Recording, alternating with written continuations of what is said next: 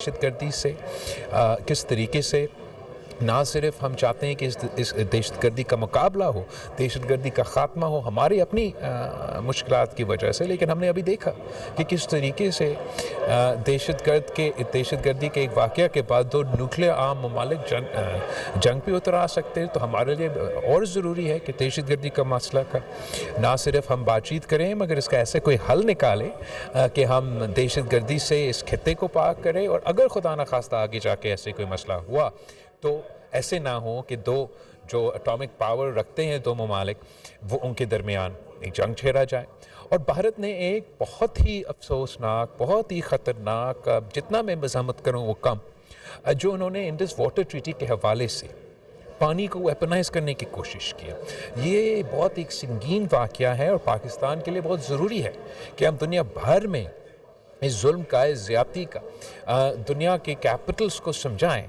भारत एक बहुत ही कमज़ोर विकेट पे हैं जहां आप पानी को वेपनाइज़ करने की कोशिश करेंगे। हमने देखा कैसे गज़ा में, फ़लस्तीन में इज़राइल ने खाने पीने के अशिया को वेपनाइज़ किया है। पूरी दुनिया उसका मज़ाहमत कर रहा है। तो हम ये नहीं चाहेंगे कि अगेन एक दोनों न्यूक्लियर आर्म ममालिक के दरमियान, जहां हम 1947 से कश्मीर के इशू पे लड़ते आ रहे हैं, जहां हम हाल ही में दहशत गर्दी के इशू की वजह से एक दूसरे के दरमियान टेंशन्स रहे हैं, अब हम कह रहे हैं कि पानी के मसले पे आने वाले नस्लें जंग करेंगे। ये तो बहुत अफसोसनाक बात है। तो ये हमारा ब्रॉड सेट जो एजेंडा आइटम्स है उस पे हम चाहेंगे कि हम ना सिर्फ मुख्तलिफ ममालिक में जो उनके हुकूमत होते हैं, पार्लियामेंटेरियंस होते हैं, उनके हम ब्रीफ करना चाहेंगे, लेकिन वहाँ के रहने वाले जो अवाम है, जो मीडिया है, जो सिविल सोसाइटी, उनको भी ब्रीफ करने चाहेंगे। इसलिए भारत और पाकिस्तान के दरमियान जब झगड़ा होता है या एक न्यूक्लियर ममालिक और एक दूसरा न्यूक्लियर ममालिक का दरमियान ऐसे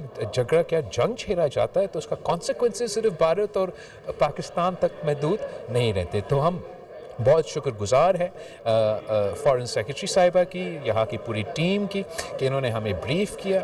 हमने भी उनको मुबारकबाद दी कि जिस तरीके से फ़ॉरेन ऑफिस ने इस पूरा जंग के दौरान अपना किरदार अदा किया, यहाँ के स्टेशनड ऑफिसर्स दुनिया भर के, उनके भी हम शुक्रगुजार हैं और उम्मीद रखते हैं कि जब हम जाएंगे पाकिस्तान के पैगाम सच का पैगाम है, अमन के पैगाम है, तो ज़रूर ये पैगाम लोग सुनना चाहते हैं। मैं समझता हूँ कि एक तो वज़ीर आज़म साहब ने एक बहुत अच्छा, बार बार इस पूरा एपिसोड में ये ज़ाहिर हुआ है कि पाकिस्तान का जो रवैया रहा है, हम तो एक बहुत रीजनेबल, रैशनेबल, रिस्पॉन्सिबल ममालिक के तौर पे अपना किरदार अदा कर रहे हैं। जब भारत ने ये इल्ज़ामात, बेबुनियाद झूठे इल्ज़ामात पाकिस्तान पे लगाए थे तो फौरी तौर पे वज़ीर आज़म साहब ने एक इम्पार्शल इंक्वायरी का ऑफ़र दिया, इसलिए कि भारत का जो इल्ज़ाम था वो झूठ पे मबनी था। तो वो उन्होंने इस इन्वेस्टिगेशन के पेशकश से पीछे भागे। इस पूरा जंग के दौरान पाकिस्तान वाज नॉट द अग्रेसर, हमने अपने आप का दिफा किया। और मैं समझता हूँ it's not just an issue between India and Pakistan. यही वजह है कि मीडिया में, इंटरनेशनल मीडिया में और बैनुल-अक़वामी सतह पे पाकिस्तान को ये पज़ीराई मिली है, इसलिए कि हम सच के साथ खड़े हैं, अमन के साथ करें। और जो इस वक्त मुखालिफ आप कहें, मैं क्या लफ्ज़ इस्तेमाल करूं, वो झूठा प्रोपेगेंडा पे, नफ़रत, तकसीम के फाउंडेशंस पे खड़े हैं। एंड इसलिए मैं समझता हूं कि जो मौक़िफ़ है वो कमज़ोर है। मैं ना सिर्फ दुनिया से अपील कर रहा हूं मगर उनसे भी अपील कर रहा हूं, भारत से, भारत के अवाम से अपील कर रही हूँ कि आपके हक़ में नहीं है कि ये जो आप कह रहे हैं नया नॉर्मल है कि ये जारी रहे। हमारे पाकिस्तान के अवाम ये चाहते हैं और मैं समझता हूँ कि भारत का अक्सरियत का अवाम यही चाहते हैं कि हमारे दोनों ममालिक के दरमियान अमन कायम हो। और वो मुमकिन नहीं जब तक हम कश्मीर का इशू, दहशत गर्दी का इशू और ये पानी का इशू जो इन्होंने छेड़ा है, इसका हल निकाले। इस वक्त पाकिस्तान उस पोजीशन पे है कि हम कह रहे हैं कि हम अमन चाहते हैं, हम डायलॉग चाहते हैं, और भारत थोड़ा सा उस पोजीशन से पीछे हट रहे हैं। मगर मैं पुरुमीद हूँ कि जो पुराने वाले हमारे लड़ाई रहे हैं, झगड़े रहे हैं, आने वाले नस्लों पे अब ये ज़िम्मेदारी है कि जो माजी में हुआ वो सो हुआ है। हमने एक नया मुस्तक़बिल पाकिस्तान के अवाम के लिए और भारत के आने वाले नस्लों के लिए तय करना है। ये मेहनत इसमें ज़रूर जाएगा, जद्दोजहद करना पड़ेगा, मगर इंशाअल्लाह ताला जीत सच का होगा, जीत अमन का होगा। और उसका मतलब ये होगा कि पाकिस्तान भारत और इस पूरे खित्ते में एक पॉजिटिव कॉन्सिक्वेंसेस होंगे। वो मुकाबले का तो नतीजा आपके सामने आ गया है भारत से, तो हमारी कोशिश यही है कि जो नतीजा आपके सामने आया है वही नतीजा हम दुनिया के सामने लेकर जाएं। अब वो नतीजा है क्या, उसमें 2-3 अवामिल हैं जो अहम हैं। पहली बात तो ये है कि भारत ने जो एग्रेशन की है उसके ज़रिए उसने एक नया नॉर्मल क्रिएट करने की कोशिश की है। वो नया नॉर्मल क्या है? एक तो वो नया नॉर्मल ये है कि जिसको वो पूरी दुनिया में एक नई डॉक्ट्रिन चल रही है, डिफेंसिव ऑफेंसिव या ऑफेंसिव डिफेंसिव, पता नहीं क्या उसका नाम है, मगर मकसद ये है कि अगर मेरे गुमान में ये आए कि हो सकता है आप आने वाले वक्त में मुझ पे हमला करें, अगर मेरे गुमान में ये आए तो मुझे हक मिल जाता है कि मैं आपके ऊपर जंग कर दूं।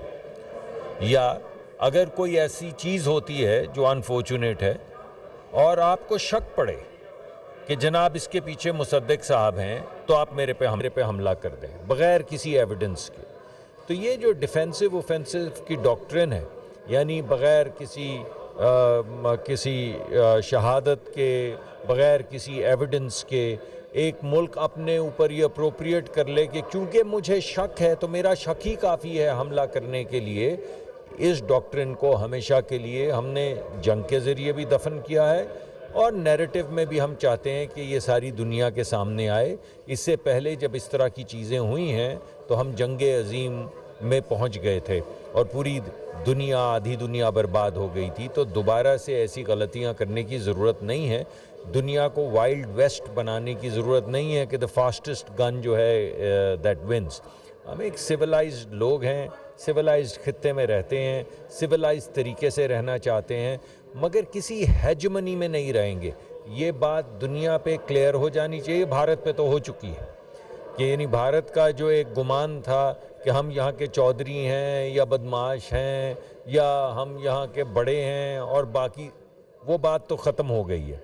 इस वजह से बराबरी की बुनियाद पे एक सिविलाइज तरीके से आगे बढ़ने का जो तरीक़ाकार है उसको हमने आगे बढ़ाना है, यही हमारा मकसद है। मगर उस पूरे प्रोसेस में कोई भी ऐसा वक्त नहीं आना चाहिए या आएगा जिसमें किसी के गुमान में भी इस जंग के बाद ये बात गुजरे कि अगर उसने पाकिस्तान के ऊपर दरअंदाजी करने की कोशिश की या उसकी सॉवरेंटी को या उसकी टेरिटोरियल इंटेग्रिटी को वायलेट करने की कोशिश की, तो जो इस मर्तबा हुआ है उससे कई गुना ज़्यादा होगा। ये एक बात है। दूसरी बात यह है इस पूरे मार्के में जो सामने आई है कि एक और तरीक़ाकार दुनिया में शुरू हो गया जो आपने और भी जगहों पे देखा है, इज़राइल में देखा है, बाकी जगहों पे देखा है कि अगर आपका कोई कॉन्फ्लिक्ट हो जाए तो कुछ ममालिक ऐसे हैं जो समझते हैं कि सिविलियंस को शहीद करना, 6 साल बच्ची को शहीद करना, 7 साल के बच्चे को शहीद करना, किसी मस्जिद को बर्बाद कर देना या किसी वाटर इंस्टॉलेशन पे हमला कर देना एक फेयर गेम है। तो हम ये चाहते हैं कि ये बात क्लियर हो जाए कि ये किसी भी सूरत काबिल कबूल नहीं, ना सिर्फ हमारे लिए, दुनिया के लिए। बिकॉज़ जब आप ऐसा करते हैं तो आप दूसरे को भी ये हक दे देते हैं कि वो ऐसा ही करे। इस वजह से ये भी जो ह्यूमन राइट्स की वायलेशंस हुई हैं, जिस तरह इस जंग में सिविलियंस को निशाना बनाया गया है, देखिए कहाँ पे वो मिसाइल और कहाँ पे 6 साल बच्ची, वो बच्ची क्या